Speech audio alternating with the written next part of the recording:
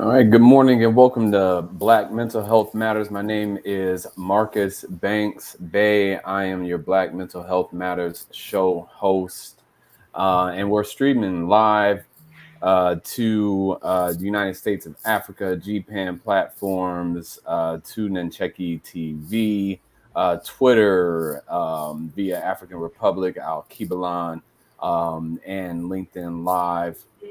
And today we're going to be discussing the bridge between Black mental health and spiritual health, and really what that can look like from the professional, from the paraprofessional, from the many different platforms that you will see some of our panelists presenting from. We have Monk Coleman, author and wellness coach.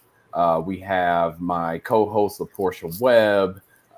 We have my beautiful wife Tracy Meister Banks Bay, and Shira Omega, and also coming on in the later part of the segment, we'll have Dr. Brianna Gentelli.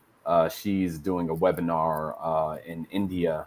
And so she's going to be coming on, like I said, in the later hour. What I like to do right now is give our panelists and our guests the opportunity to introduce themselves from a much deeper standpoint, and presentation from what I can actually provide. So why don't we start with Mr.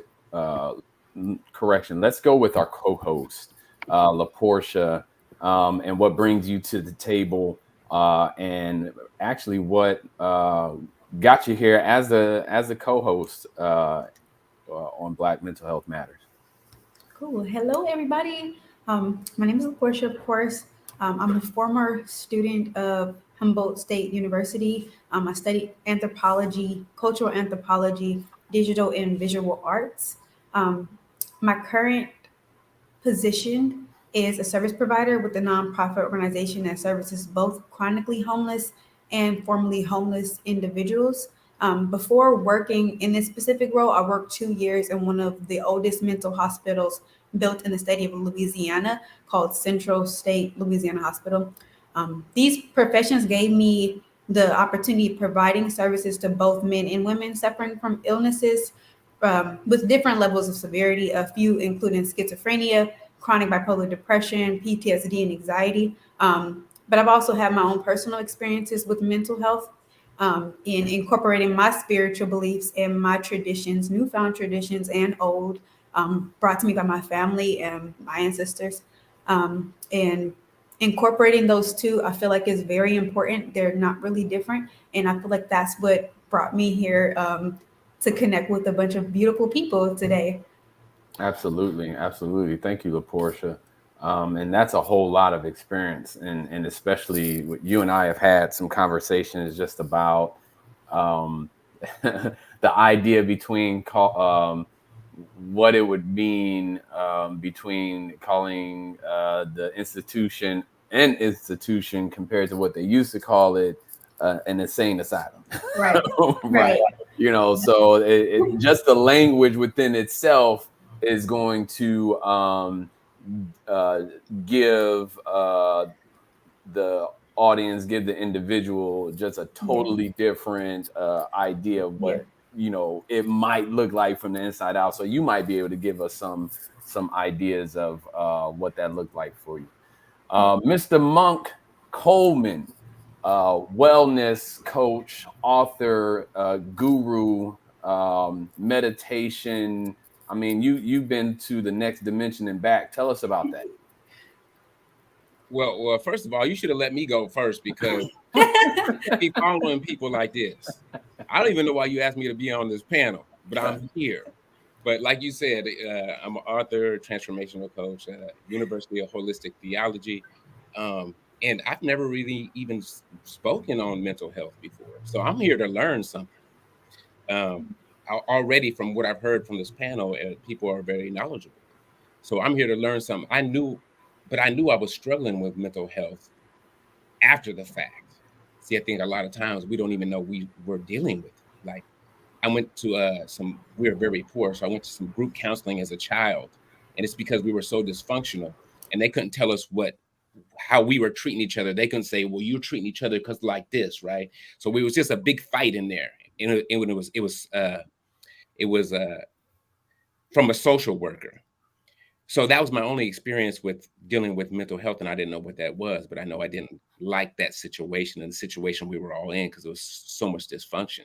Right. But from that, just going forward, I self-medicated when I got older, and I didn't know why I was doing it. So just coming back from addiction and that type of thing, I knew that there was something deeper that was going on with me and why I was doing the things I was doing. But that was after the fact. And I think a lot of us don't know why we're doing what we're doing real time.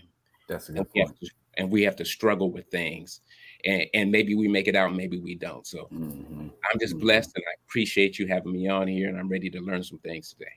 Thank you. Absolutely. I think we're ready to learn from you because there's just some things that should I say some things that we can't speak to, right? Some experiences that we all share in isolation, if you will, and it's only isolated because we don't share it, you know. And so what you bring to this is that experience out of isolation, because I know it's some people out there who feel what you feel, you know. So thank you for coming to the table with that.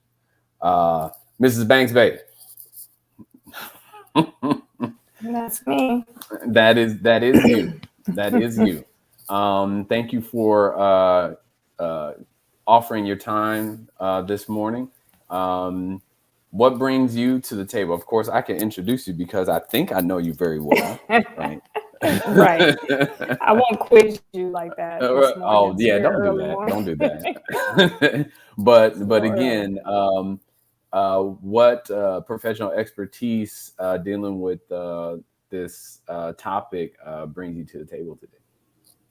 Well, I'm extremely honored to be here. Definitely among the panel. I've heard so much about everyone here, and obviously I've had the pleasure of meeting Monk and his lovely wife, and just very eager to just hear about this kind of collab on a very important matter. I am presently a M.Div. Master of Divinity candidate, very near to the end of the program. Very happy about that. And I have some D-Min aspirations, some Doctor of Ministry aspirations. So we'll see when that gets put into gear. But I have a BA in English, MA in English theater and film. I'm a former professor of English. Had to kind of put that down for just some personal endeavors. After a while, you have to lay down the grammar for the creative. So, but I'm also the founder of a organization called the Word Movement. And it's a hub for a lot of my and others speaking and performance endeavors. I'm a performance poet, playwright, filmmaker. But the mission of the Word Movement is to transcend trauma through artistic activism. So I've been really blessed to be able to not give up on my art form. A lot of people are extremely talented on this planet, but there's a lot of other stressors that can pull them in other directions. So I feel very privileged. But with my divinity training, my focus or my specialty has been deep wound healing. So dealing with the trauma that happens in more of the depth of the soul and dealing with those things, something that I have seen a bit unaddressed in what I would say a lot of elements of the spiritual community, as far as I'll put it in this way, the church. And so a huge population of people are being missed with this opportunity to heal in the depths of their souls. Thank you. Thank you. Yeah, that's what can I say other than been there, done that, seen it, right? A lot of us, a lot of our people in many of the traditions, not just the church, but many of them, we're looking, we're seeking. Some are getting the answers, some aren't, and that's the purpose of this discussion, right? How are we finding that, and what are we still looking for, right? So moving forward, Miss Inshira, excuse me. Yes. I missed the N at first, right? Miss Omega, where's the alpha at? Give it to me. Good morning. My name is Inshira. Um, I have worked in mental health organizations that primarily serve children and families.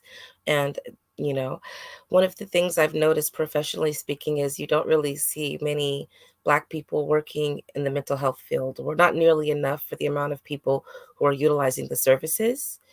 I often found myself being the only Black person in the room at meetings, and some of the assumptions that are made from people who actually have real power over deciding whether to reunite families or keep families separate don't really have any cultural points of reference. And so a lot of times what ends up happening is, or what I saw was, children were kept in the system, maybe sometimes in some cases longer than maybe they should have been, because of misreading of certain scenes and situations that they didn't have cultural points of reference for. So in working there, I have to say that, being a mental health professional was probably one of the most rewarding aspects of of my career, because it taught me how to deal with all types of people experiencing crisis. They gave us lots of tools and specific interventions and how to approach people in crisis that I use in my personal life, with my family, and now as a teacher. So after working at a mental health agency for many years, I moved on to working at a nonprofit that had a history focus.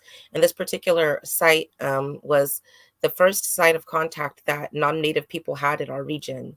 So we call it the birthplace of Oakland, but it's also the birthplace of colonial mentality in Oakland. And so I developed programming and curriculum that kind of talks about how the lens of culture affects one's perceptions of reality and what is real and what is not real. So, for example, if we're talking about mental illness in a cultural lens from an indigenous group, the causes and the cure is going to be a lot different than what we'd say in a Western paradigm. So I do a lot of work around those kinds of topics when working with youth. Um, we do a lot of storytelling as well at this organization. And so when we do this storytelling, a lot of people's family trauma comes up. And once that starts to come up, then we can talk about historical trauma. And historical trauma in a lot of ways is tied to what they call ACEs, adverse childhood or adverse early childhood experiences. And as we know, when you experience stresses like, parental imprisonment, homelessness, domestic violence, and you witness this as a child, it actually causes changes in the health system of the body. They've noticed that, children who come from places like this have unraveling in their DNA code at the end called the telomeres. And those things like that lead to mental health imbalances as well as physical sicknesses. So I develop a lot of curriculum around that. Um, I have a bachelor's in Africana Studies from San Francisco State. And I think that's what piqued my interest in moving into history after working in mental health. And currently, I have a master's in education with an emphasis in social justice and equity in education. And so, yeah, we talk a lot about like historical gaslighting and how that can actually lead to a lot of the quote unquote madness we experience because our history and our experience is not being acknowledged. And when that happens in an individual relationship, it can start to make the victim of abuse kind of question their experience when no one else is validating it. And so, even 200 years plus out of slavery, we're still having to validate our experience. And when we drive around our city, we see young people in their 20s and 30s having mental health episodes, there is definitely a cause. And I don't think it's genetic, for the numbers that we're seeing.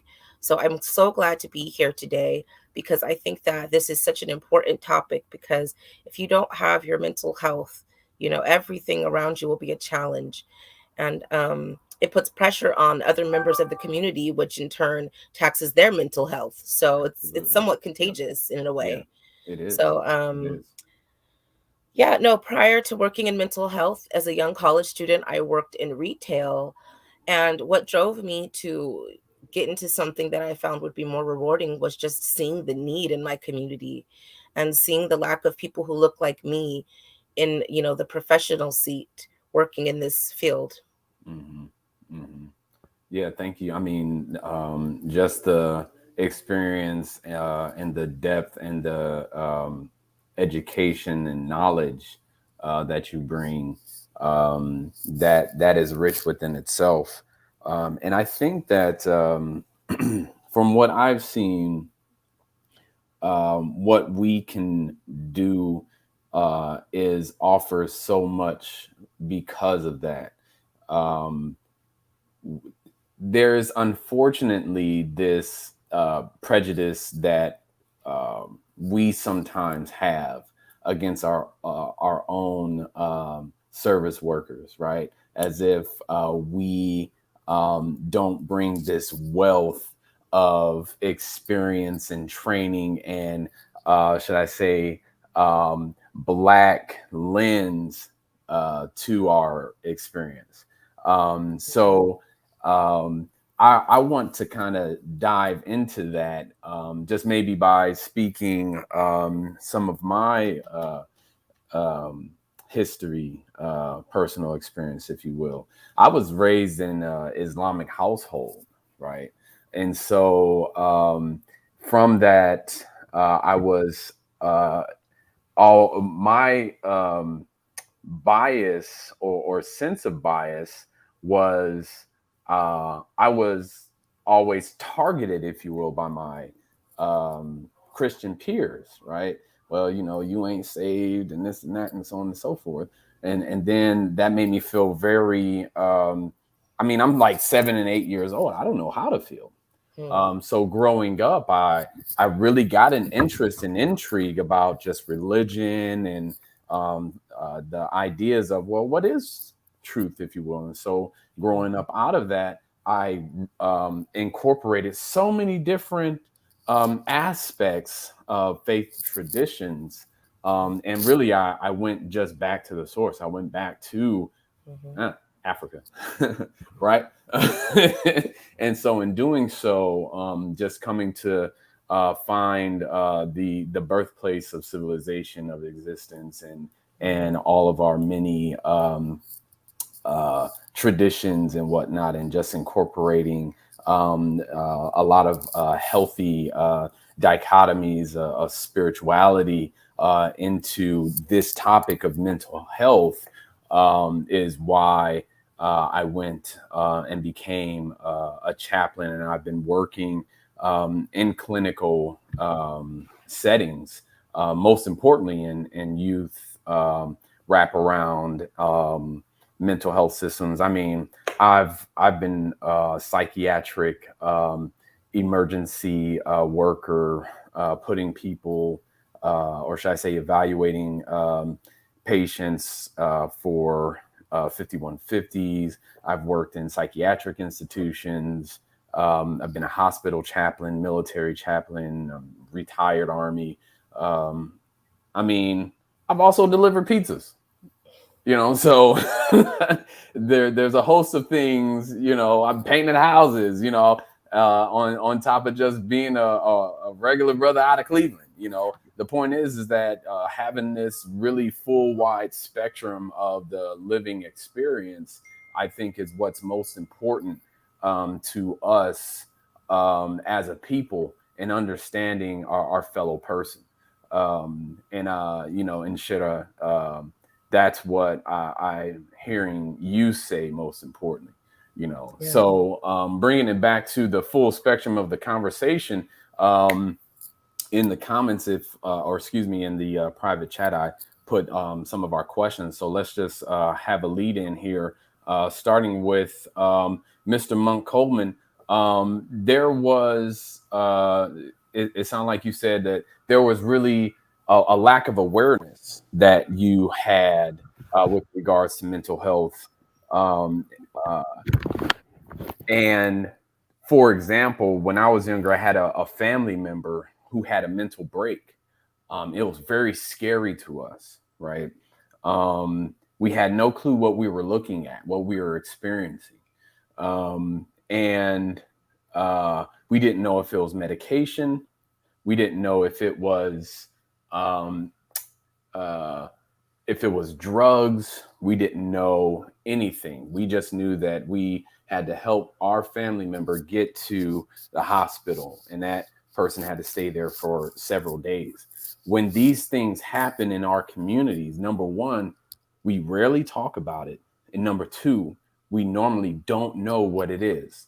So from that experience, and that's just my experience, help us understand what you were referring to when you said that you didn't have any type of wherewithal about. Yeah, so going back to the backstory, we were a very poor family, no father, 7 of us. And at the time they took us to this counseling, I think there was 5 of us at the time, but we were so dysfunctional.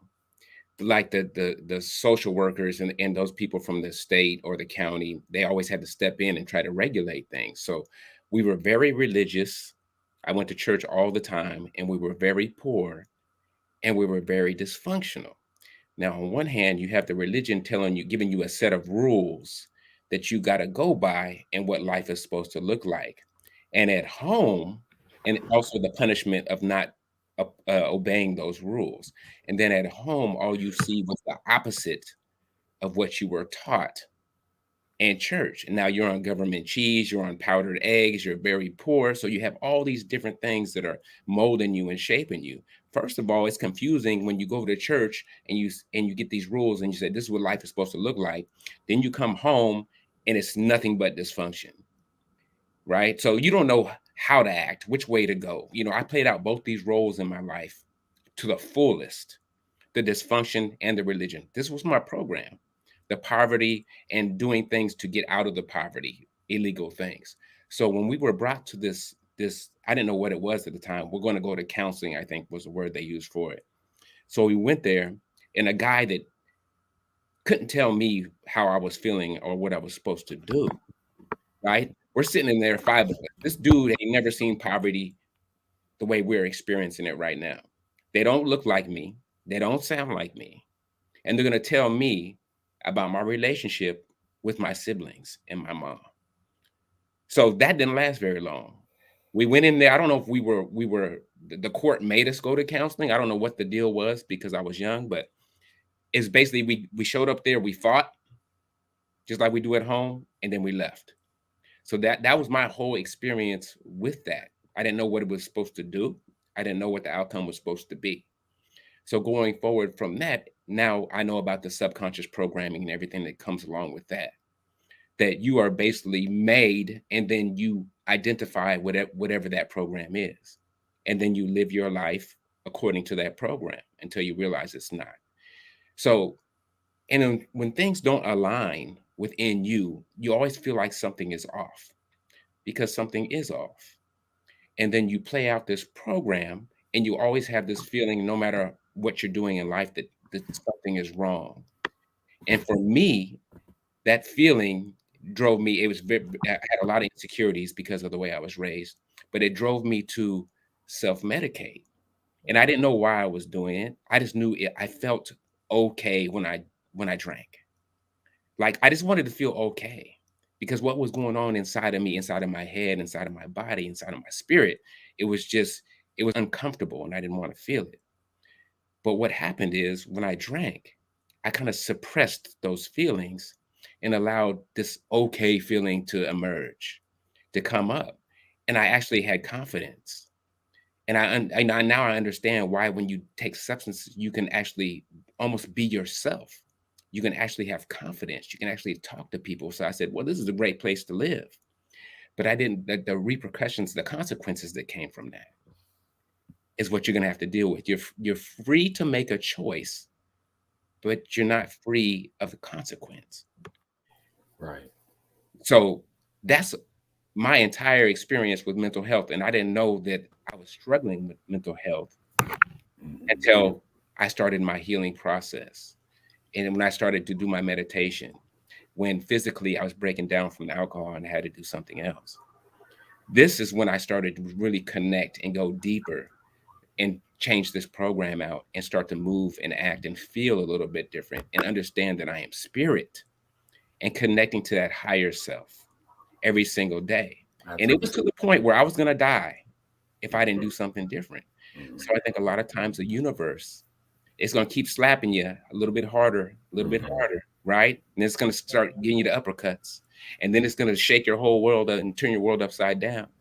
So at this point, it was like you tap in or you check out. These literally were my only two options at that time. And I believe we're all here to do something specific that only we can do the way we can do it.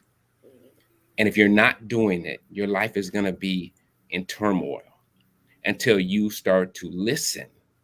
And in order to listen, you have to take steps to get there.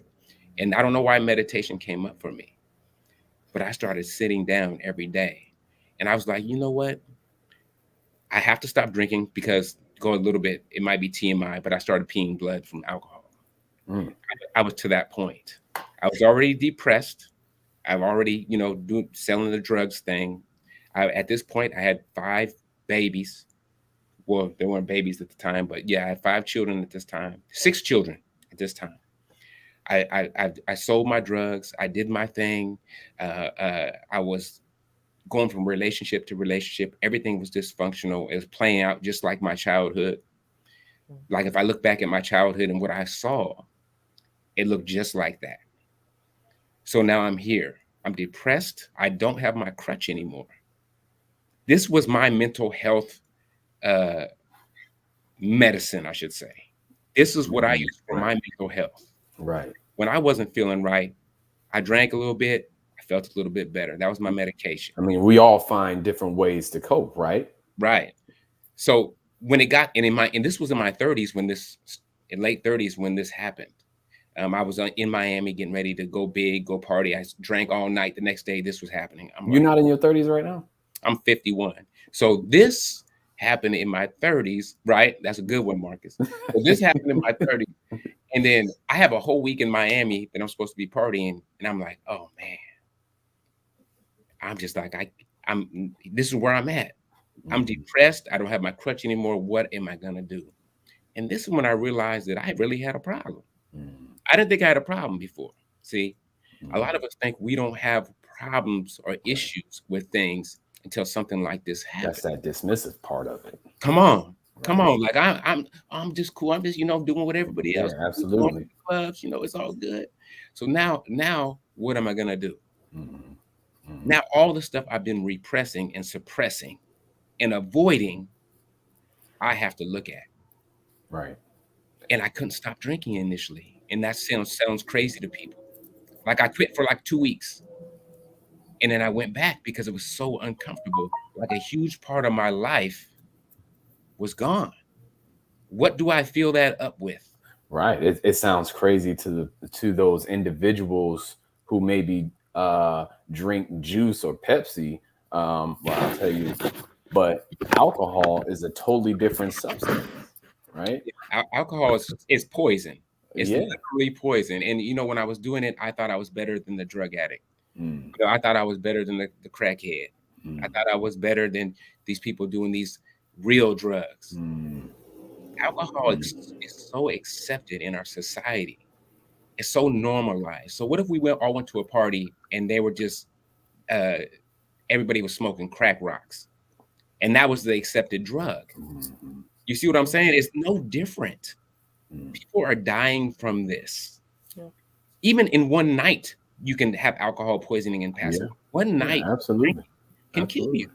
So, as long as they can monetize it and put it in everybody's face and make it look fashionable and sexy and like, hey, you gonna get the guy or the girl or whatever the case may be, right. Or you're gonna be in a drop top and some people are, but then you're gonna get the DUI or you might end up in the hospital or you might whatever the case may be. Yeah, so that, like I was saying, this is where the spirituality part comes in. I now realize that we're all spiritual beings. Just some people know it and some people don't. Yeah. That's the only difference. when I was in the religion, and I even tried to go back in my late 30s because like maybe I missed something, but it was all fear-based. It was all like, you do this, you get rewarded. If you don't do this, you get punished. So it was very confusing to me. So I started connecting and sitting down, and I didn't know what I was doing when I was meditating. I had to look it up I had to Google it. How do you do it? Because this was my last shot. This was it. I tried everything. I tried religion. I tried the streets. I tried it all. So now what? Now what do I do? I'm in my 30s still. Is this it? I think we get to a point in our life where a certain age where we're not fulfilled because we're not doing what we're supposed to be here doing. And even if you have several degrees, even if you have a job that's paying you 7 figures, if it's not what you're supposed to be doing here, there's something that's uncomfortable about your life. There's something that's unfulfilled about your life, right? So you see a lot of these football players that have everything, or anybody is in sports or whatever the case may be, an entertainer, an actor, or whatever, and they end up killing themselves, and they have millions of dollars in the bank, fame, fortune, all these things. It's because we're not aligning with our purpose. So, for example, one example, Colin Kaepernick, his job was a football player. His purpose was something else. You see what I'm saying? Your job and your purpose is not always the same thing. You can work at a grocery store, but your purpose is to bring a smile to people's faces when they come through your line. You see what I'm saying? So I started to align with what I'm supposed to be here doing. And I think that brings a lot of peace to your life and a lot of meaning to your life. And other things aren't so much important anymore, except for living in your purpose and living in your power. And you brought that together so well because you also authored a book, right? About those two very meaningful things. So we want to be able to give you a chance to bring that to light as well. I wanted to segue to Laporsha because you were able to bring in Shira to the table. And with that, I'd like for you to kind of take things from here to there with her and getting her involved in the conversation. Definitely. Let's see. I wanted to like ask the second question that was provided on the prompt, if that was okay. Like, what was your spiritual approach to mental health before your education and training, and how has that adapted and or changed as you grew? Mm. Well, growing up, as a youngster, I was always really into like fantasy types of shows and things like that. From all around the world, I would watch like those Chinese historical dramas and anything I could find. I was just very curious about different cultures. And one of the things I would see in these shows was that around the world prior to the modern era, most people thought we lived in a world where there were spiritual entities around us all the time. When you watch movies about medieval China, there's always like the recluse, like mystic man who lives in the hills, who does spiritual work. And they have this idea that you can even see people maybe who are actually something else that can shapeshift, right? And you see this phenomenon in places like Africa and indigenous populations around the world. So right now is the first time in human history where many people don't believe that there's an unseen world around us, that there are not entities around us, that these entities can impact us. And so, I mean, a lot of Christian people would probably be the last holdout in Western culture who do believe that people can be influenced by unseen entities, that whole the devil made me do it type of thing, right? And so my as a child, obviously there's no evidence of these types of things, but I was always just somewhat curious about it. And later, as I like moved into studying, meditation and mystical thought, I encountered a guy by the name of Amram who writes lots of mystical books, and he talks about how if you ever try to meditate in silence, like your inner conversation, you'll find it's pretty much impossible to clear your mind of all thoughts. And so he argues that consciousness is a stream that passes by us and thoughts all come to us. And the only real choice we have is what we keep our focus on or what we let pass by. And so we and Laporsha just the other day were talking about how we found ourselves, who we feel solid in ourselves, but even we get sometimes thoughts that come into our head and we have to question them. Like, where did that thought come from? Like, I don't even feel that way. I don't agree with that. So, where does this thought come from? Right. And if you think about the fact that we live in an electric universe that has, frequencies all around us that we can't perceive, right now, the room you're sitting in has all of the numbers on the spectrum, right, of your radio, 101.1, 102 point this, 101 point that, right? And, so we know that, signals are around us all the time and that they can, in fact, impact things through their frequencies, right? So, getting into professional, mental health work, as well as the historical stuff where I was studying culture, I started to see a lot of overlap in things between the science and between like folklore. When it comes down to vibration and energy and thought transference, they call that the evil eye in other people's culture, right? But now we're really starting to see that like there is evidence that you can affect other people by your thoughts and the energy you send them. Like quantum physics is showing evidence of this, right? So I would say that learning the things I learned just as, someone growing up in Western culture, the information I could snatch from different sources, a lot of that was confirmed when I went into the professional sphere. A lot of times when people, for example, study physics and they start out as atheists, the more they study, the more they start to be like, well, maybe this isn't random. Maybe there is something to this. Like the universe does seem created and not randomly chaotic. So, You're right. There are many authors out there that have gone, and I'll get the author's name, but he's got a whole lineup of books where he's not only gone from atheist to, being a quantum mechanic, but being a profound wisdom instructor and actualized metaphysician theorist of the God, right? So yeah, I'm just with you on that. Yeah. And so back to what I was saying earlier in my introduction about like the adverse childhood experiences, right? So in my research for my program development, I remember coming across a source that said something to the effect of like children whose parents or grandparents were in the Holocaust showed changes in their DNA code. Even people who did not experience the initial trauma, generations were having errors copied in their DNA code. And children who directly experienced trauma, they said, were experiencing kind of like a disintegration on the end caps of DNA, on the telomeres. I heard it kind of explained like, imagine your shoelace has like a plastic tip on it, right?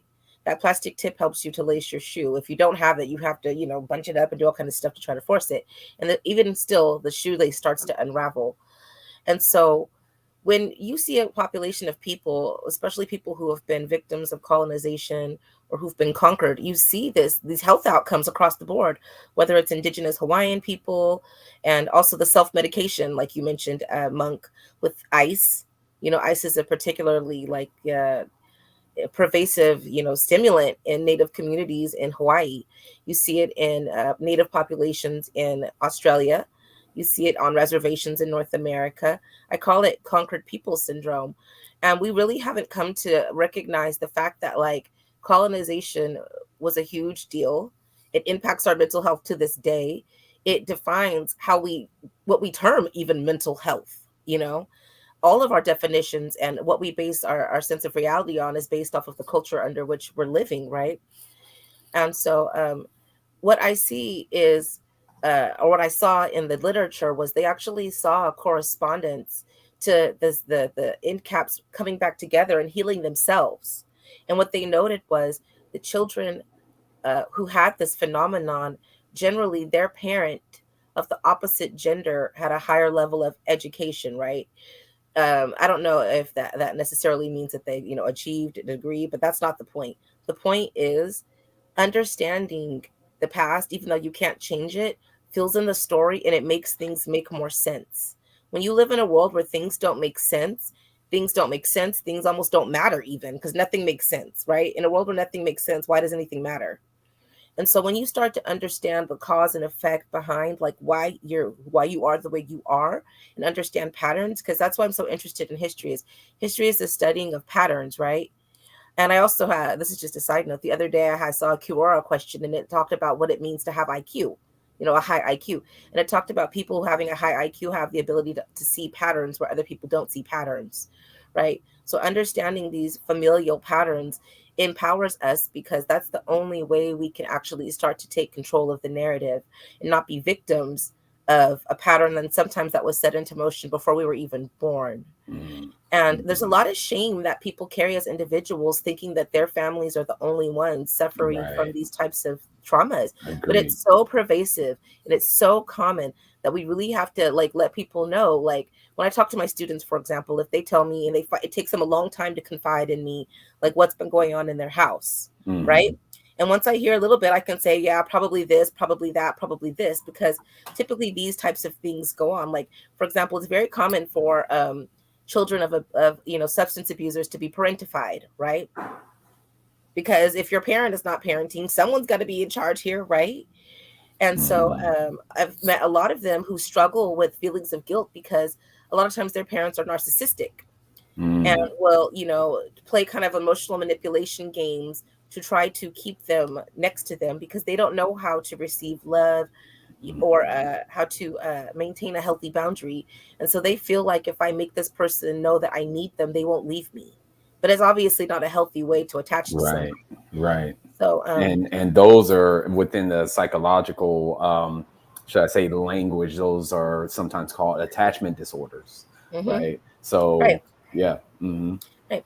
And like you said, growing up in communities where, there's just not enough and there's lack and there's a lot of dysfunction, you see narcissistic types of tendencies come out in people. I'm not saying that people are like, diagnosed as narcissists, but the tendencies. And we're seeing an increase in that. And also part of that has to do with even our cultural norms.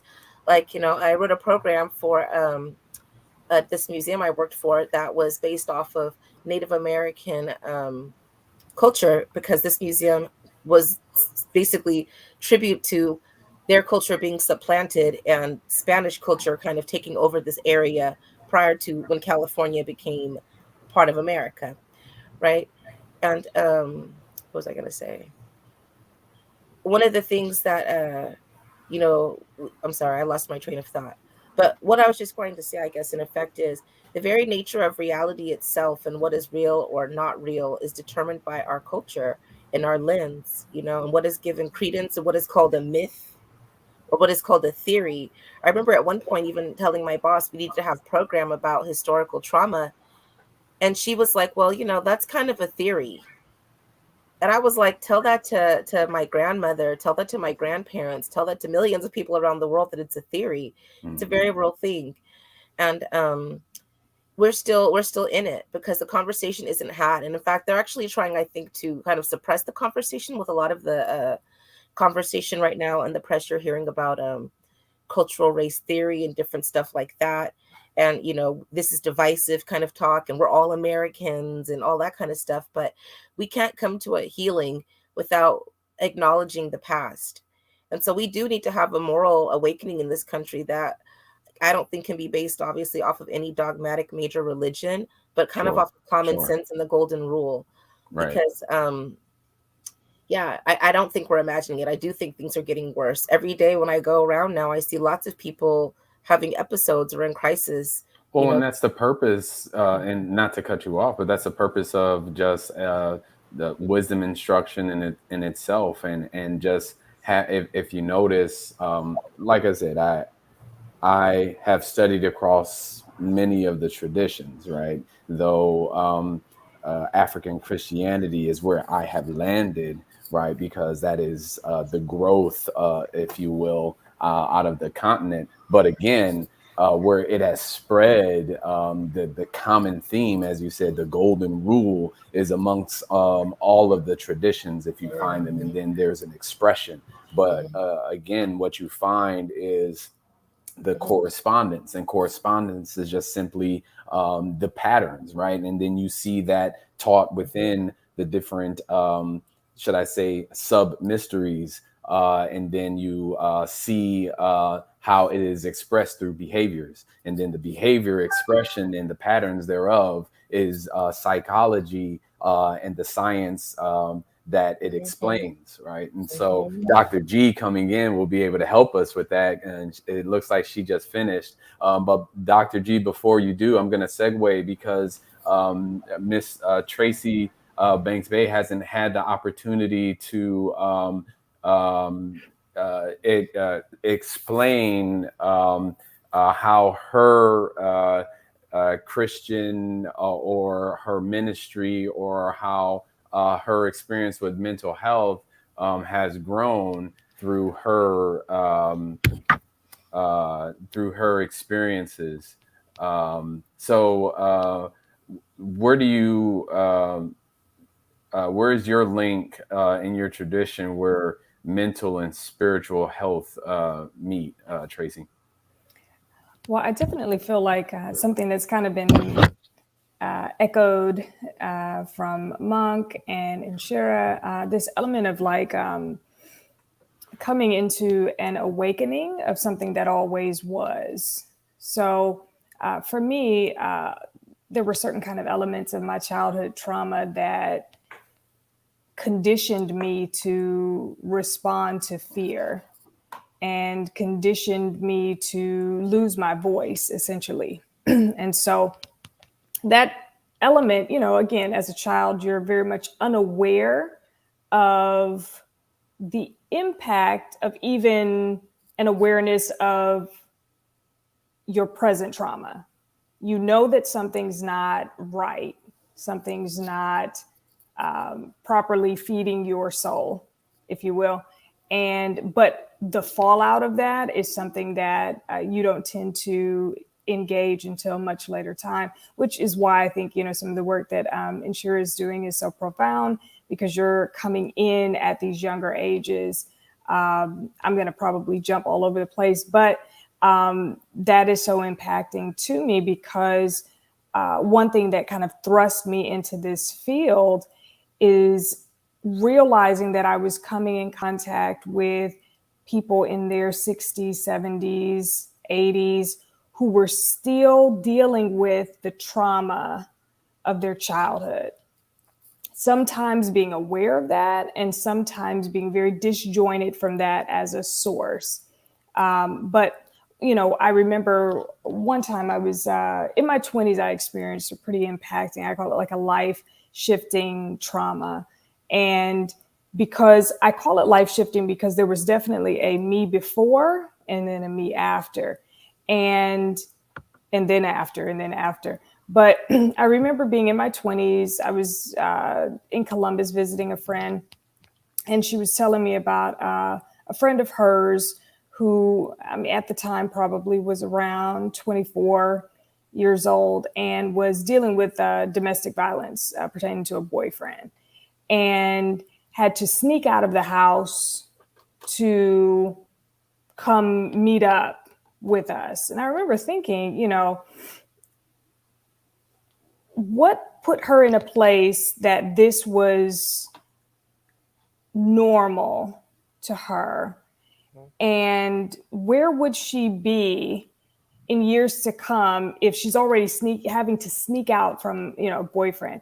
And I don't know, I was going through my own circumstances at the time. And so I kept coming back to this point of, where does the healing actually take place?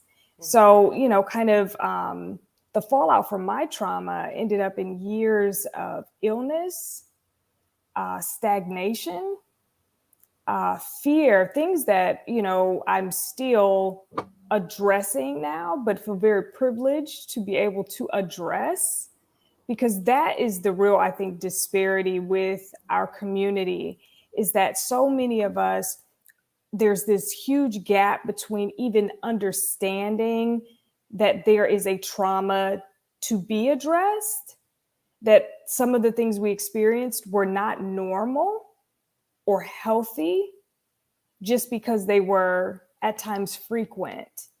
And so again, when I think about the terminology or the phrase of mental health, that is like a taboo in the Black community. That is even a taboo in the Black church. And I started to see, I'm privileged to come from a certain kind of ministry background. I've always dealt with deliverance leaders. So my pastor growing up was from Guyana, had a very alive understanding of our place in the world and the spirit world and so on and so forth. And that went on into my current pastor. But one thing that I was learning, even as we attempted to help the population that we were addressing, which were often the most depraved, the homeless, those drug addicts, those stuck in sex trafficking, homeless children, so on and so forth. And this was just our church population. Though we were seeking to help them to live, to stay alive, I started to realize that there was a really big difference between survival and recovery. And, one of the examples that, always comes to me is just, if you're in a car accident, you might survive, you might make it, but it doesn't mean that you haven't, accrued these injuries that need treatment and time for them to bring you back to wholeness. Because of some of the, and Shira was talking a lot about societal trauma, which is a huge area of interest for me as far as deep wound healing goes. So not just for the individual, but for collective social groups.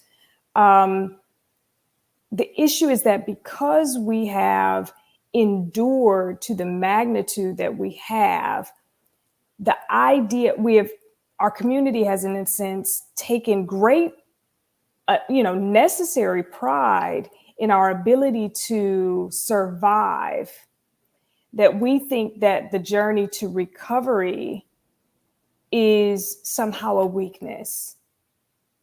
And so we look at these things as a deficit. So our fear to engage, to admit that we are these beautiful beings who can be affected by the negative, by the dark, in a sense, the anguish, by the whatever the prevailing social groups that we're truly under, because we've been there's a movement going on now that's talking about Black women and their element of strength, which we've all taken great pride in. I mean, Black girl magic.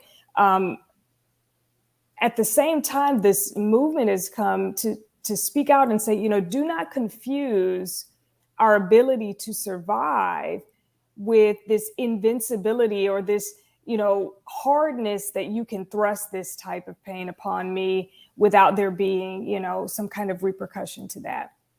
But, the point of my story is that I started to see that even the Black church was missing mental health. And even its understanding, a lot of times when you say the word mental health for kind of the masses, they tend to go into certain diagnoses. And it causes like this cringe kind of reaction, like, oh, wait absolutely. a minute. Yeah. That's not me. That's not them. That's not this.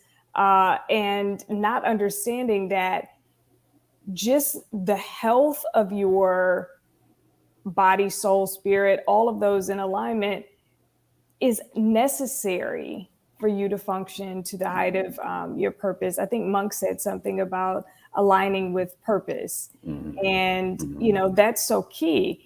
And to do so, we tend to have to kind of go through the muck and the mile to get there. And unfortunately, our population has either been left out of that, or scared off.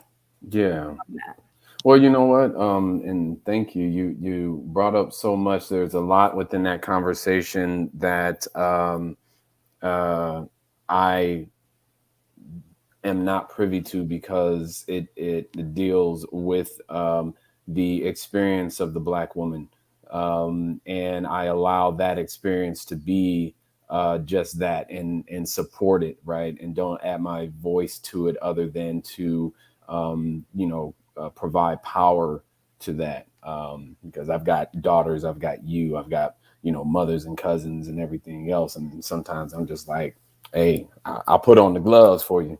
And then there's this other piece where, just in supporting overall. So I appreciate what you bring to that. I wanted to segue it over to Dr. G, because she finally was able to break free from her other worldwide projects. So I know we're not paying you by the hour, so come on in here. That's all good. Good morning, everybody. Good morning. So please introduce yourself, what you're bringing. I mean, you got such a wealth of knowledge, research, and your work with children and trauma. So please add to us here today. Definitely. So I'm Dr. Bree Gentili. I just call myself Dr. G because it's much more simple. Everybody gets it. So Dr. G is perfectly fine. I am a trained psychologist. So I went, did my bachelor's, 2 masters, and a PhD, all in psychology, and very quickly realized that mental health did not need to live in a room with a couch, and that I wasn't going to actually be able to touch as many lives as I wanted to in the way that I wanted to by just existing in a room with a couch. So I knew that tech was not a solution, but a skill that I would be able to take the solutions that I had innately within me, given my lived experiences and given my education, that I could use tech to scale that. So I brazenly went away from the private practice and all of the other routes that all of my other colleagues were taking, and went over to tech. And I started to work with a startup company that was training chatbots to deliver mental health.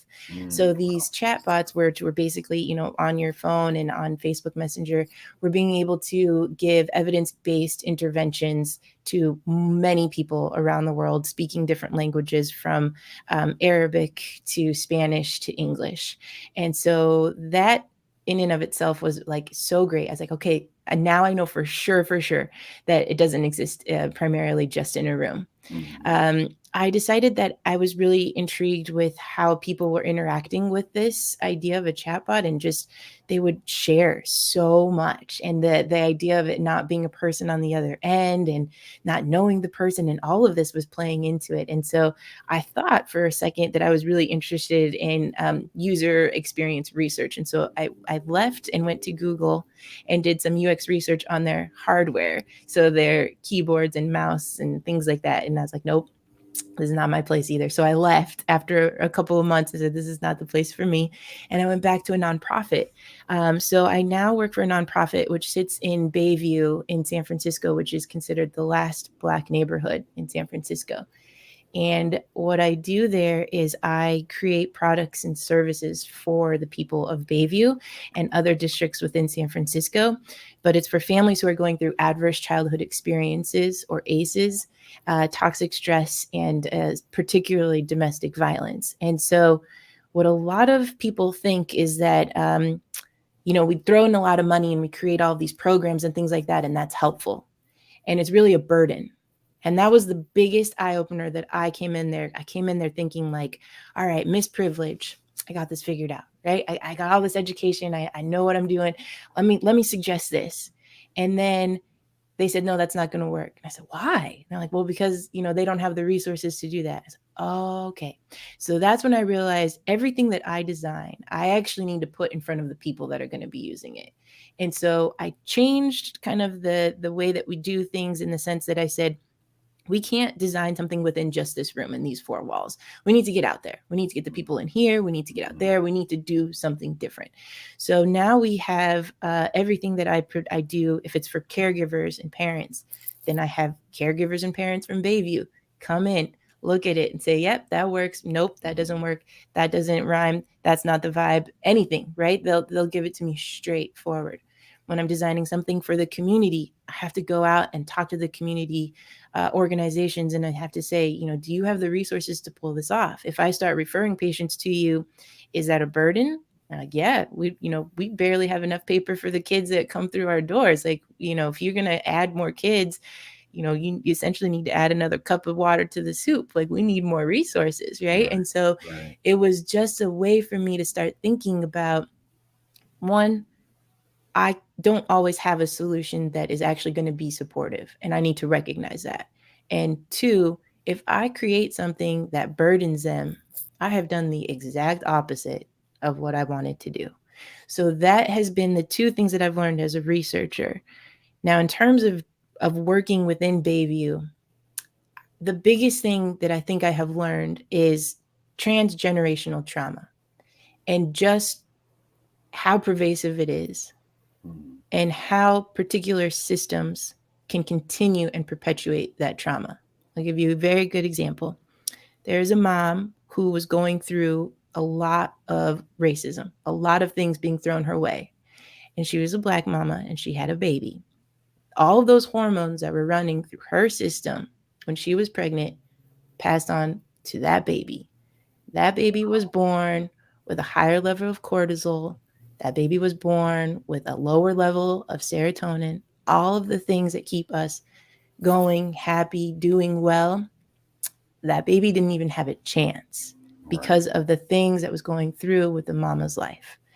So the baby's born, baby grows up, doesn't have a bus line to get to the programs that some of the other people have just because of where he lives. Okay, baby grows up into this kid, doesn't have the nutrition that some of his other friends have because he lives in a food desert and doesn't have access to a farmer's market, a Safeway. Everything's very far away and not a lot of fresh fruit. So all of these things that he actually had no choice in, no participation in, are already affecting him. And now he's growing up into a teenager, and he is now looking for outlets because he lives in a multi-generational house where he's got mom, grandma, uncle, and two other cousins. It's a packed house with multiple generations. Sleep doesn't come that easy. So it plays all sorts of havoc in his mind. When he gets to school, he can't focus. And his teachers are like, this must be a problem child. No, he went through trauma.